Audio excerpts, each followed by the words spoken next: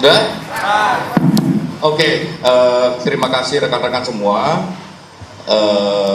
Saya M. Hoirul Anam dengan Pak Gufron tadi menghadiri gelar untuk sidang persiapan sidang KKIP dengan beberapa catatan penting. Yang pertama adalah di forum tadi memang dibuka bagaimana konstruksi peristiwa, ya, termasuk juga apa yang dia didapatkan. Ya, dalam kerangka persiapan sidang etik. Dan memang tadi ya suasananya adalah memang mengarah potensial untuk dituntut pada PTDH atau bahasa paling gampang pemecatan. Itu yang pertama. Yang kedua ya juga dalam karena kami lihat ya, kami lihat prosesnya. Salah satu yang juga penting di samping memang persiapan untuk memutuskan itu adalah juga direkomendasikan untuk mulai melangkah pada pemidanaan. Jadi tadi juga sudah ada teman-teman dari Barreskrim yang sudah menyiapkan manajemen pemidanaannya, penyidikan dan sebagainya. Terus karena juga ada putusan ini, semoga rekomendasi ini segera bisa dilakukan. Jadi langkah-langkah bagaimana pemidanaan itu berlangsung. Jadi ada dua hal yang penting. Satu, dalam konteks kerangka etik, ya potensi besarnya adalah sampai level pemecatan. Terus dalam kerangka pemidanaan tadi memang disimpulkan ada potensi unsur-unsur pidana. Sehingga dua skema ini berjalan beriringan. Jadi tidak saling tunggu, jadi ini simultan, dan kami kira langkah ini adalah langkah yang baik, yang juga menjawab dua hal. Hal pertama adalah menjawab tuntutan langsung dari keluarga, yang juga disampaikan kepada Kompolnas secara langsung, dan juga disampaikan kepada Pak Kapolri waktu beliau bertemu langsung dengan keluarga. Yang berikutnya juga melihat tuntutan dari harapan besar dari publik agar kasus ini direspon dengan baik dengan model penegakan hukum yang juga baik. Nah, sekarang proses itu sedang berjalan. Jadi saya ulangi lagi, proses tadi gelar untuk etik, muaranya ya kalau lihat konstruksi peristiwa dan sebagainya tadi dilihatnya potensi besarnya memang pemecatan atau PTDH. Yang berikutnya dalam konteks hukum yang lain itu muara besarnya memang ada potensi pidana, sehingga tadi direkomendasikan juga maju ke mekanisme pidana. Dan kami tadi ketemu sama rekan-rekan Barreskrim mengatakan bahwa persiapannya sudah dimulai sejak beberapa hari yang lalu dengan manajemen penyidikan. Nah, itu yang penting. Cukup?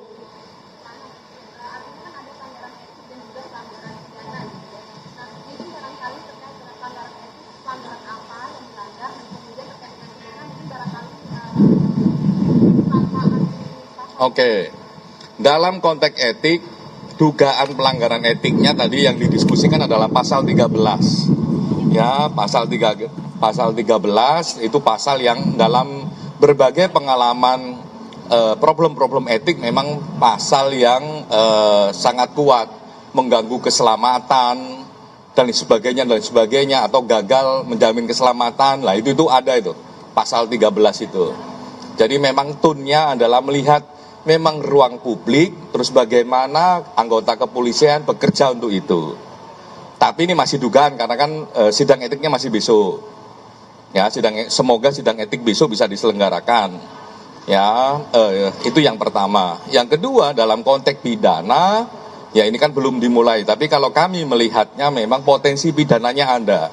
Cuman yang kami dorong tadi, kami rekomendasikan soal konteks pemidanannya, pemidanaan ini harus juga dilihat dalam konteks yang luas. Kenapa ada peristiwa tersebut, konteksnya apa, ya, posisi masa aksi seperti apa, ya, masa aksi itu apakah jumlahnya kecil atau jumlahnya besar, ya, terus bagaimana posisi juga ketika ngambil putusan. Ya kalau dalam video itu kan cuman ketika ada orang melintas ya agak jatuh terus kayak jatuh gitu terus ketabrak gitu ya. Tidak hanya soal itu, tapi juga soal konteks yang lebih luas dalam konteks pidana ini, sehingga ya di samping soal-soal keadilan bagi keluarga korban, di samping keadilan dalam konteks ruang publik, tapi juga ada kebenaran faktual yang juga bisa diungkap. Apa itu ya konteks ini keseluruhan, kan itu tanggal 28 kalau tidak salah kan, itu kan ada aksi buruh ya, sekian jam sekian macam-macam tertib. Habis itu sore mulai panas dan sebagainya. Lah itu juga harus dipotret. Lah kami juga menyarankan tadi semua pembuktian harus diambil, termasuk juga pembuktian soal CCTV. Mungkin itu sebelum saya lanjutkan, silakan Pak Gubernur kalau ada yang nomor itu. Cak, tadi dari Komnas HAM sendiri menyampaikan ada dugaan pelanggaran HAM. Dari Kompolnas sendiri bagaimana? Kompolnas melihatnya ya dengan adanya mekanisme sidang etik, artinya memang ada potensi pelanggaran sidang etik. Makanya tadi digelar ya, ada potensi tuntutannya ya, konstruksi tuntutannya adalah pemecatan. Lah apa hasilnya ya besok kita lihat sidang etiknya. Semoga memang sesuai harapan kita semua ya sikapnya tegas. Dan dengan proses seperti ini di kepolisian yang mengundang banyak pihak, melihat langsung, terbuka langsung, saya kira proses akuntabilitas prosesnya terjaga dan harapan korbannya insya Allah juga maksimal bisa dijawab dalam konteks etik.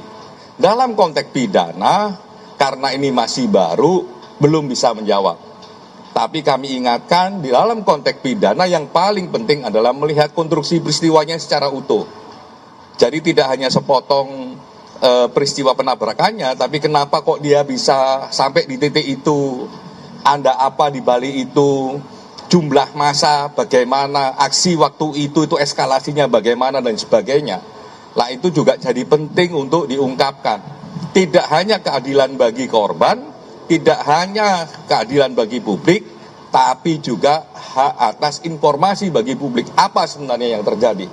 Jadi kami kepingin lihatnya secara keseluruhan. Nah untuk menunjang itu semua kami memang dorong tadi semua kesaksiannya memang harus diambil. Yang pertama tentu saja barang yang ada. Apa yang barang yang ada? Salah satu yang paling penting CCTV.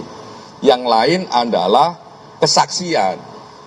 Ya, saya kira nanti kalau ada rekaman CCTV dan sebagainya, mohon kiranya masyarakat juga bisa membantu. Minimal membantu korban, membantu kepolisian untuk segera mengungkap kasus ini, datang ke kepolisian memberikan kesaksian.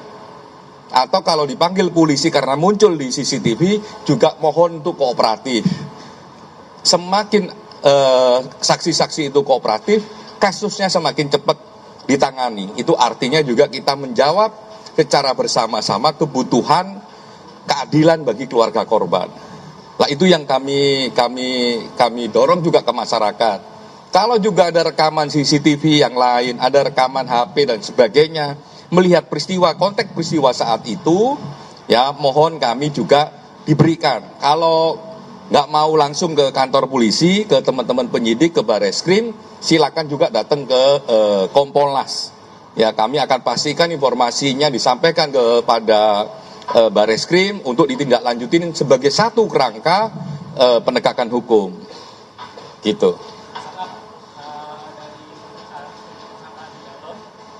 Terungkap nggak dengan kesaksian mereka ini proses penabrakan itu terjadi atas keputusan si driver atau perintah atasan yang di sebelah kiri?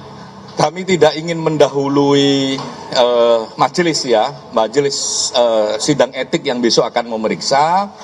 Tapi tadi memang diceritakan konteks sebelum peristiwa itu terjadi, apa yang terjadi di ruas sebelum jalan itu kan cukup panjang tuh jalannya. Lah jalan di titik-titik penting tadi dijelaskan, konsentrasi massa di titik penting juga dijelaskan sampai titik di mana peristiwa mobil rantis yang menabrak almarhum. Itu dijelaskan. Gitu lah, apa penjelasan dan sebagainya saya kira kita lihat besok karena kami tidak bisa mendahului majelis etiknya. Gitu, tapi sebagai satu proses cukup detail tadi dijelaskan. Gitu. Tapi untuk proses pidana memang kami ingatkan untuk segera melapis pembuktian itu dengan berbagai bukti yang ada, CCTV dan sebagainya. Dan kami yakin publik luas juga membawa HP masing-masing. Ketika Anda semua berada di ruang itu, mohon kami dibantu, penegakan hukum dibantu agar prosesnya segera, prosesnya bisa cepat. Ya, kalau memang tidak mau langsung ke Bareskrim, bisa ke Kompolnas dan kami akan bantu ke Bareskrim. Semakin cepat semakin bagus. Gitu, dan kami akan lindungi. Jadi kesaksian itu tidak akan merugikan Anda. Tadi gelar perkara digelar lebih kurang 4 jam ya, Cak. Itu apakah Kompolnas diberikan kesempatan untuk memberikan pertanyaan kepada 7 anggota BRIMOB tadi? Dan Kompolnas tidak hanya dikasih kesempatan untuk memperdalam, artinya bertanya, Kompolnas juga dikasih peran untuk bagaimana ke depan rekomendasinya. Jadi yang kami omongin di sini untuk melihat konteks lebih besar, itu juga kami sampaikan secara formal di ruang gelar tersebut. Gitu? untuk alasan refer Kalau untuk pidananya sendiri, apakah kelalaian, tabrak lari, atau pembunuhan? Untuk soal pidana, biarkan nanti proses pidananya. Yang paling penting begini, ya, semakin banyak ruang pembuktian, ya, terutama ruang digital, rekaman-rekaman video dari masyarakat dan sebagainya, maupun rekaman-rekaman yang lain dan kesaksian yang lain semakin bagus. Oleh karenanya, ya semakin banyak informasinya, semakin komprehensif faktanya, semakin bagus untuk menunjukkan faktanya apa yang terjadi sehingga bisa menyimpulkan pasal mana yang paling tepat di situ. Sekali lagi kami menghimbau kepada masyarakat, ayo kalau punya rekaman, punya kesaksian, datang ke Bareskrim. Kalau tidak mau datang langsung ke Bareskrim, datang ke Kompolnas. Kami akan fasilitasi datang ke Bareskrim untuk berkontribusi terhadap penegakan hukum ini sebagai saksi. Gitu ya. Oke? Terima kasih.